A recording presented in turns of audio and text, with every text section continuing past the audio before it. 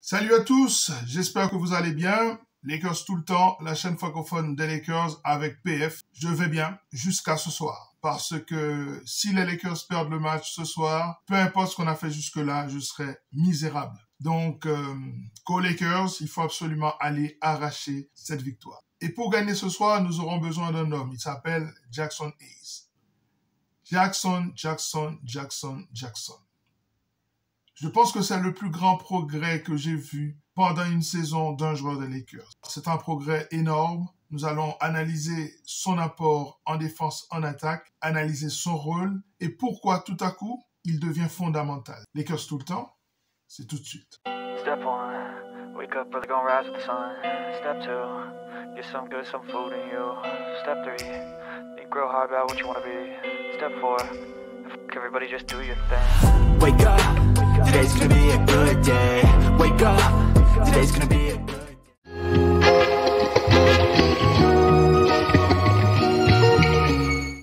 Big ball, small ball. Bien que dans le cas des Lakers, comme j'ai eu l'occasion de le dire à plusieurs reprises, on parle plutôt de medium ball. Il ne faut pas regarder que la taille du joueur, il faut regarder aussi l'envergure. Quand les Lakers mettent du Dorian Finney-Smith, Gabe Vincent, LeBron James, Luka Doncic et Rui Hachimura sur le terrain, vous avez une couverture de terrain qui est optimale. Et c'est pour ça que défensivement, l'équipe des Lakers tient la route. Les équipes préfèrent une dynamique dans laquelle ils peuvent switcher de l'un à l'autre, de passer à un small ball qui est efficace dans certains match-ups, à un big ball où le pivot peut faire du dommage à l'intérieur.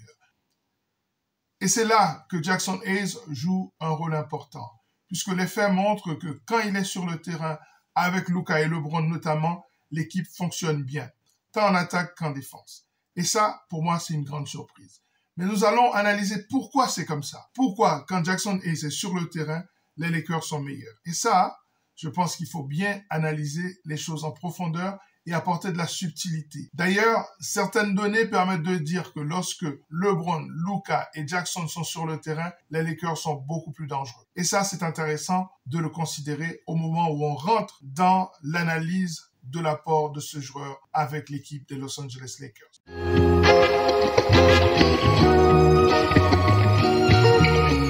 Et pour moi, la première grande clé du succès et du progrès de Jaxson Hayes, c'est que c'est quelqu'un qui comprend bien son rôle sur le terrain. Sur cette chaîne, j'ai eu l'occasion de vous parler de l'approche fonctionnaliste des équipes de basket, où chacun a un rôle, une fonction bien déterminée dans un système. Donc, c'est une approche à la fois fonctionnaliste, systémique.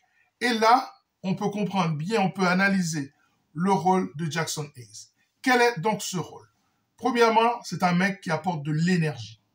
Et franchement, vous avez besoin d'un mec qui arrive, qui saute sur tous les ballons, qui prend des coups dans la tête et qui continue à avancer. Vous avez besoin de cette énergie qui va être communiquée à un public, surtout à domicile, de Los Angeles, qui a un peu glamour, qui n'est pas forcément un public de voyous où les gens envoient des insultes à droite, à gauche.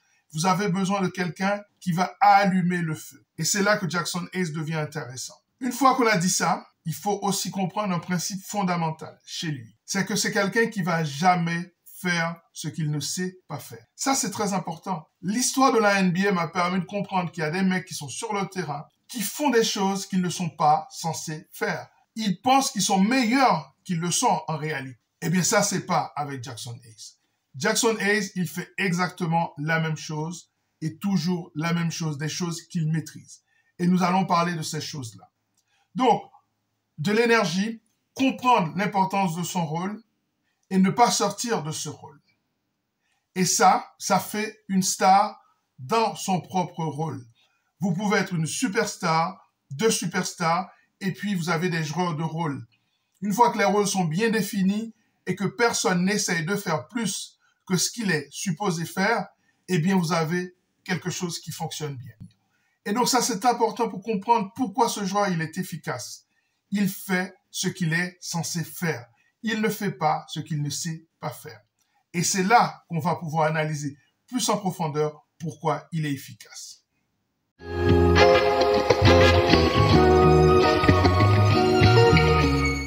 Au niveau offensif, quel est son apport? Tout le monde, si on regarde Jackson Hayes, on pense à une seule chose quand on parle de lui. Les lobes. Il est très fort là-dessus. Franchement, c'est l'un des meilleurs de la ligue. Il faut lui donner ce crédit-là. Il est très fort pour se positionner là où il faut, dans le bon rythme pour recevoir des lobes. Et pour ça, il a 3 génies qui lui passent la balle. LeBron James, Luka Doncic et Austin Reeves. Ça, c'est le premier élément qui définit son attaque. Mais là où il devient de plus en plus important, c'est qu'il commence à être important dans le short roll. J'en ai parlé sur cette chaîne du short roll. Short roll, c'est quand on place un pick and roll. Le pivot vient poser l'écran. Une fois qu'il a posé l'écran, il a 3 possibilités. Soit il pop, ça veut dire qu'il monte au-delà de la ligne des 3 points. C'est ce que fait par exemple un Naz Reid du côté de Minnesota. Soit il va deep, c'est-à-dire le plus loin possible à l'intérieur de la raquette, c'est ce qu'on appelle deep roll. Là, il reçoit la balle soit pour le lay-up, soit en alley-oop, dans le dos de la défense. Soit il peut opérer ce qu'on appelle le short roll, c'est-à-dire l'intermédiaire entre le gars qui pop, c'est-à-dire qui monte au-delà de la ligne des 3 points, et le mec qui va deep. Donc, dans cette petite zone-là, tu peux faire des dégâts. L'un des meilleurs au niveau du short roll dans la NBA, c'est Draymond Green. Quand il place l'écran et qu'il reçoit la balle dans cette zone entre la profondeur de la raquette et les lancers francs, dans cette petite zone-là, il peut trouver n'importe qui sur le terrain.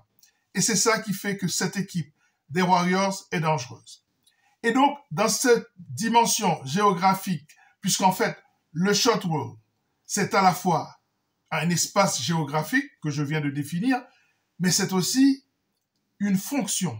C'est-à-dire, on dit quand quelqu'un opère dans le short roll, c'est-à-dire c'est une prise de décision dans une zone précise. Donc, c'est aussi une fonction. C'est un lieu géographique, mais c'est aussi une fonction. Et la fonction implique qu'il y ait du passing. Et le passing de Jackson Hayes a beaucoup progressé. Et c'est là que je voulais en venir. C'est un excellent passeur ici dans le short roll. Il va trouver du Austin Reeves, du Rui Hachimura, du Gabe Vincent, ou même dans un jeu big to big. Il est très intéressant à ce niveau-là. C'est un meilleur passeur que ce qu'on pouvait croire. Donc, j'en profite pour parler justement de son rôle à la passe.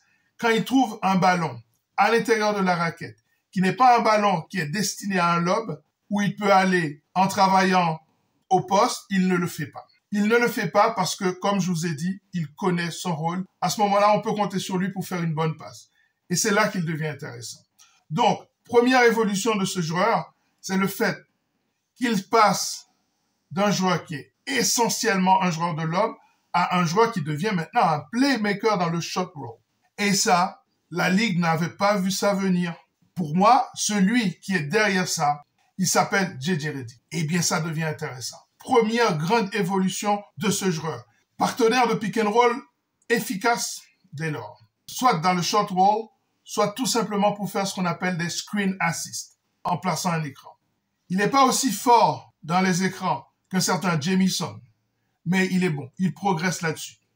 Et la raison pour laquelle il n'est pas aussi efficace, c'est à cause de sa structure corporelle. Ce n'est pas un mec massif balèze. Pour ce genre de screen assist, vous avez besoin d'un mec qui prend de la place, qui crée de la distance entre le défenseur et l'attaquant. Et ça, je vois qu'il est en train de progresser là-dedans. Ça, c'est la deuxième chose. Deuxième grand progrès de ce joueur. Le troisième progrès, c'est que offensivement, il permet d'avoir une autre solution au niveau des rebonds offensifs. J'ai vu un progrès au niveau rebond, d'une manière générale, qui est énorme. Et le rebond offensif, il est solide actuellement. C'est excellent ce qu'il fait au niveau du rebond offensif. Troisième grande évolution de ce joueur. Quatrième élément, c'est l'écran sec, rapide, dynamique. Qu'est-ce que ça permet? Ça permet, si Luka veut cibler un pivot adverse, le jeu à 2 en pick and roll avec Jackson Hayes va fonctionner. Parce qu'il va placer l'écran et il va vite rouler vers la raquette en emmenant avec lui celui qui défendait sur Luka Doncic et en laissant le pivot adverse dans un no man's land avec Luka. Ah, ça, on l'a vu plusieurs fois. Et ça, pour moi, il est fondamental si on veut battre Denver. Si on veut battre Denver, on a besoin d'un excellent poseur d'écran qui va ramener Jokic vers Luka. Parce qu'il ne faut pas se leurrer. Luka a voulu switcher pas mal hier face à New York pour se détacher de OG Anunoby. Mais OG a chaque fois réussi, pas à chaque fois, mais souvent, il a réussi à rester avec Luka. Et ça a été un problème. Donc, à chaque fois, il n'a pas eu le match-up qu'il voulait. Il faut travailler mieux cet écran. Il faut que l'écran soit posé de manière ferme et le glissement vers la raquette. Parce qu'il y a une menace de lob. Donc, s'il y a une menace de lob, il faut suivre ce gars-là. Il faut suivre Jaxson Hayes. Et c'est là qu'il devient important pour Luka Doncic. Fondamental. Donc, ça fait 4 évolutions utiles ô combien pour l'attaque des Lakers. Maintenant, on va parler de la défense.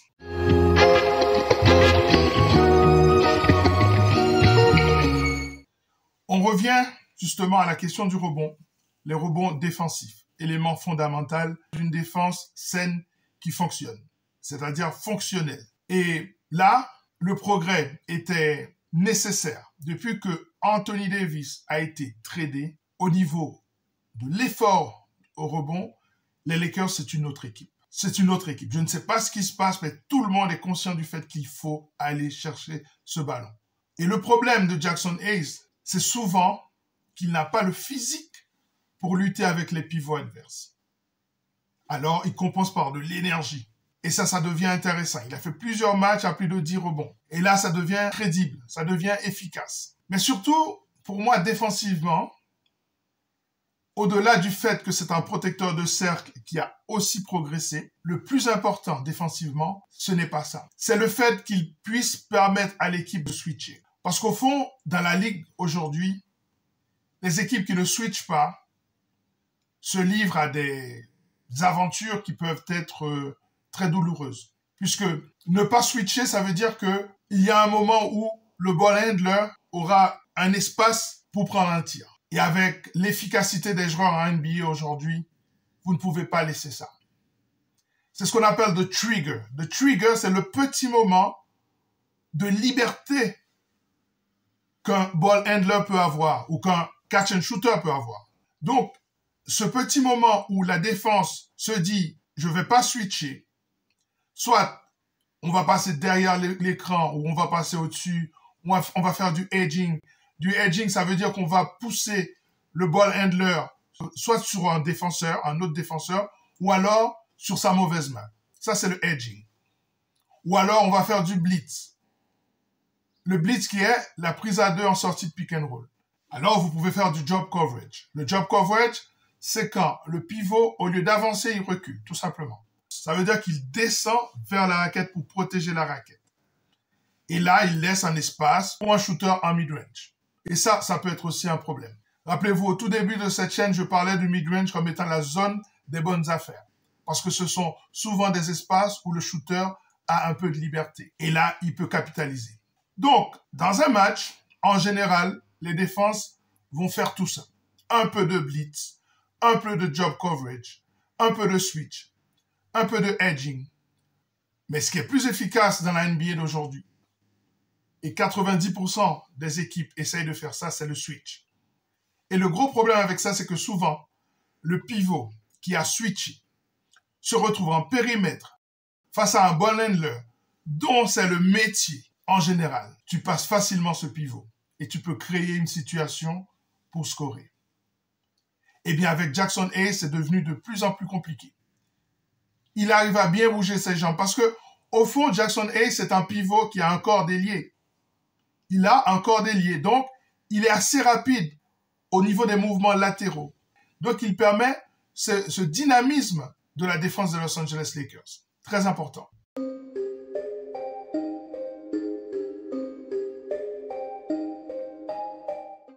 Voilà, ça en est terminé pour cette émission consacrée à Jaxson Hayes, son apport en attaque et en défense. Pourquoi ce joueur devient tout à coup une pièce maîtresse de l'équipe des Los Angeles Lakers. Et ça, on doit ce crédit à un coach qui a des idées et qui essaye de maximiser le potentiel de son équipe.